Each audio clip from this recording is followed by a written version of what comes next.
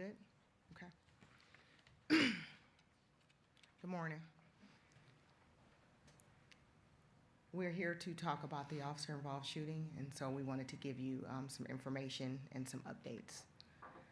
So I'm going to go through a timeline of what occurred, and then we're going to show you a couple of videos. So at 7:18 p.m. on April 29th, officers attempted a traffic stop for a traffic violation at the intersection of Hamilton Avenue and Minnesota Avenue. The suspect failed to stop and fled the scene. Officers lost sight of the vehicle. The officers also aired a description of the suspect vehicle. Officers continued to circulate the area in an attempt to locate the suspect. At 7:29 p.m., the unoccupied vehicle was located by officers in the 1100 block of East 18th Avenue. At 7:31 p.m., other patrol officers aired they found a person who matched the description of the suspect walking near 16th and Hamilton. At 7:32 p.m., officers located the suspect at 15th and Hamilton. As they're exiting the cruiser, officers instruct the suspect to come here, at which time the suspect produced a handgun and fired multiple shots, striking an officer. Multiple officers returned fire, striking the suspect. At 7:33 p.m., officers began rendering aid to the suspect while additional officers transported the injured officer to Grant Medical Center by cruiser.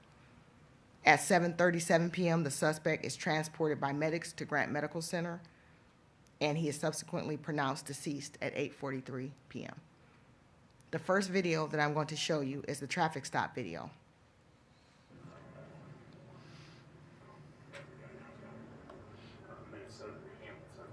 Ready? 2-1.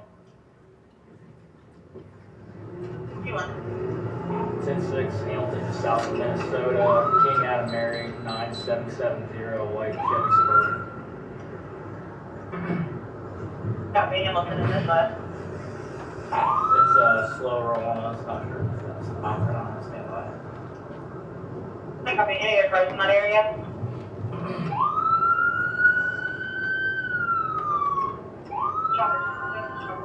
He's not stopping. Yeah, he's not stopping, so going about speed limit.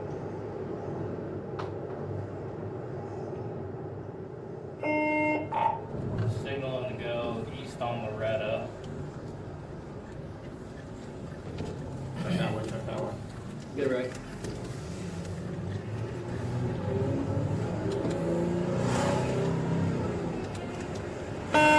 Going south in Ontario, coming up the Hudson, we're following all traffic laws.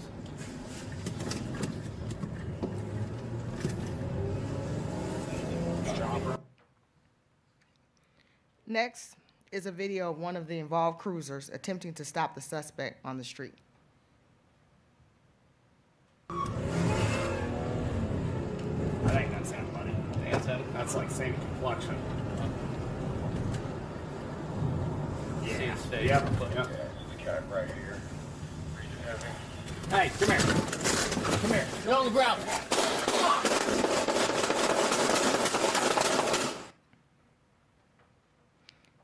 Here are some still shots of the suspect. Next is a video of one of the other involved cruisers pulling up behind the first cruiser.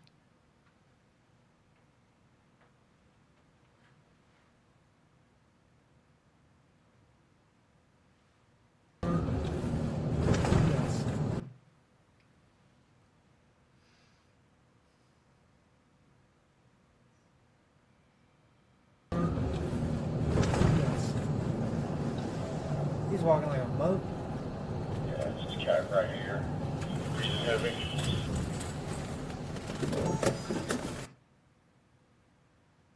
Okay.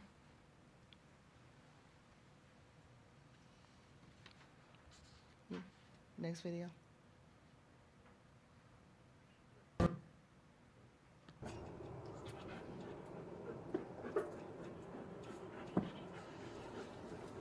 this guy right here. Breathing heavy. Oh, shit!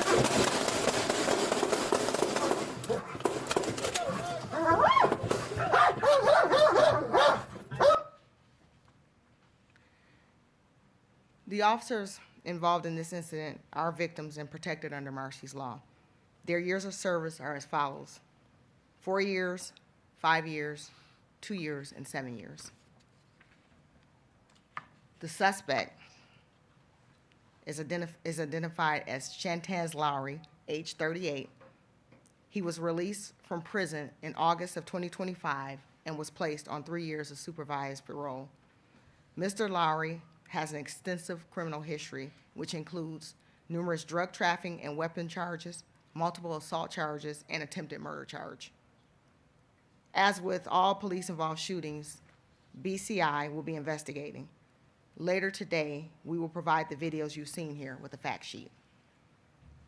This incident is a stark reminder of the dangers our officers face every day while serving our community. We ask that you continue to keep the officer that is recovering in the hospital, as well as all the officers involved, in your prayers and your thoughts. The officer's family has been notified and is receiving support. I also want to recognize the officers that responded to this scene under these courageous circumstances. They were able to get that officer to the hospital in time, which was life-saving for that officer. They handled that scene.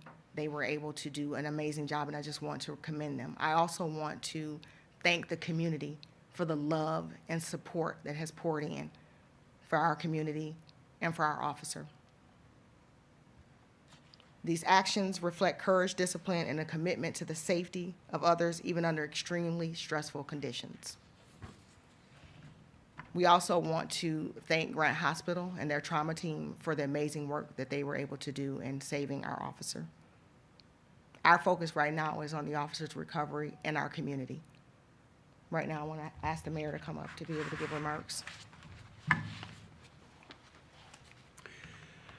Thank you, Chief, and to all that serve our community at the Division of Police. The officers involved in this incident for their quick action, bravery, and sacrifice. On Wednesday, as we've seen, during what should have been a routine traffic stop, a Columbus police officer was shot by a man with a lengthy history of violence. It was and is completely unacceptable. Police officers perform an inherently dangerous job while keeping our city safe.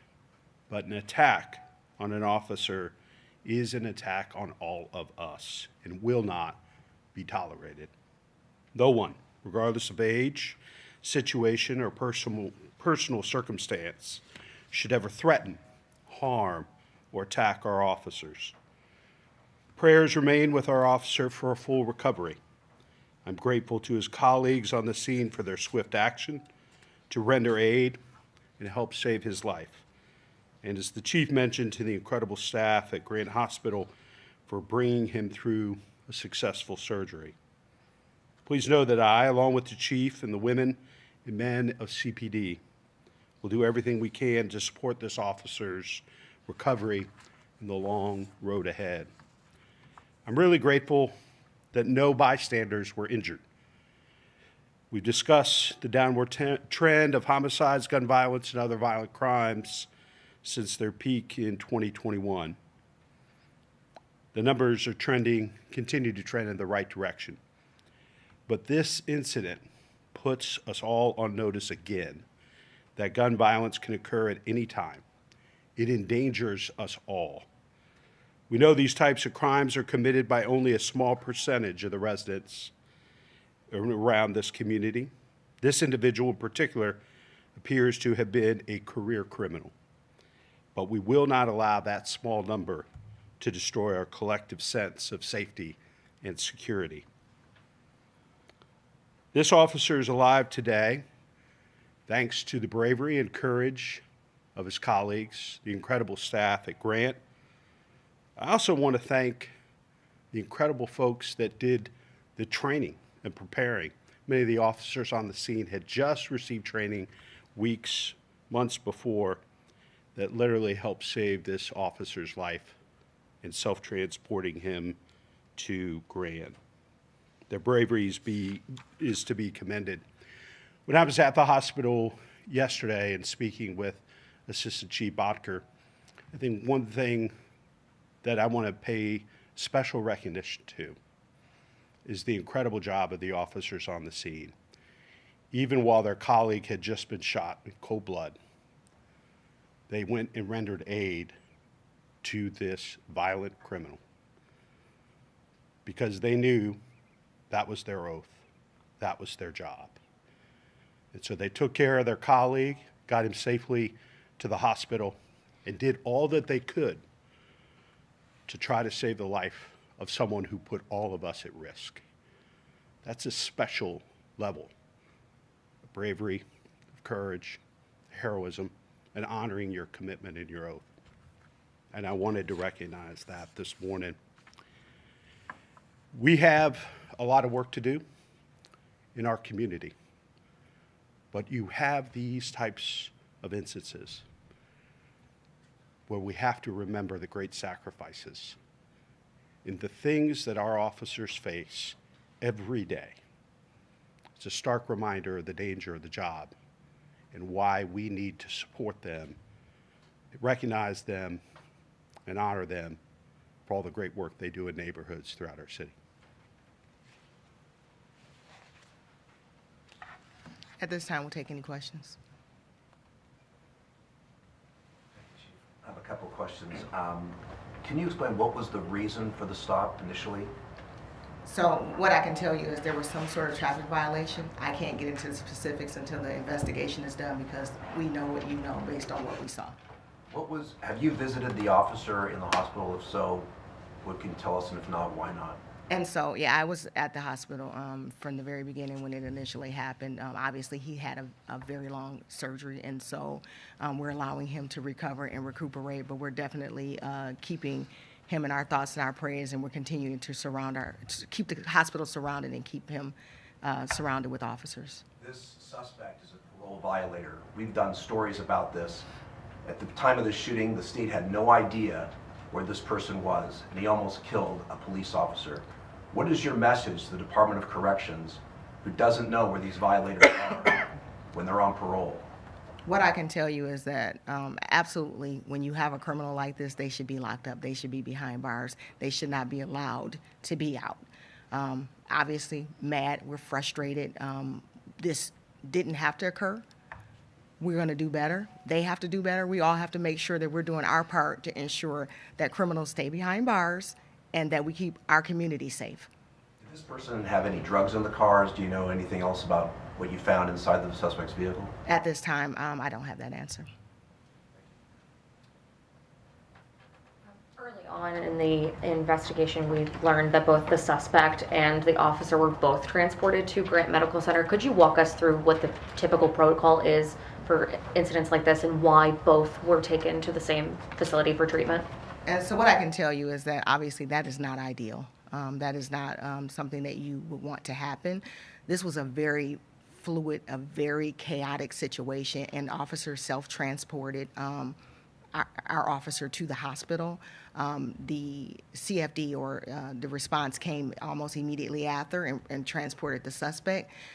Ideally, we have a couple of trauma 1 level hospitals, but sometimes it may happen. That is not ideal. That is not something that we would want to happen. Obviously, you don't want situations where there may be family members or situations where paths are crossed, but it did happen. That is something that we are discussing. Again, officer was self-transported, so it wasn't like 2 ambulances took them at the hospital at the same time. And then in terms of the recovery timeline for this officer, do we have a rough time frame of when or if we could see this officer back on the streets protecting our city? What I can tell you, it just happened a couple of days ago, and so we're still praying for him, the officer, making sure that the recovery time is, whatever it needs to be. We are going to be here to support. We're going to make sure that we do everything that we can to get this officer back, but right now we're focused on the officer's recovery. Do you know if stop sticks were deployed trying to slow this suspect's car down before they actually approached the car? There were no stop sticks deployed. Can you remember how many officers fired and how many shots were fired? At this time, we don't know how many shots were fired. There were 4 officers that were involved in the incident. terms of the review of what happened, who does that? How does this go forward? Well, BCI, they're investigating any officer-involved shooting. They take the lead, and they're the investigators on that case. Time for one more. Thank you.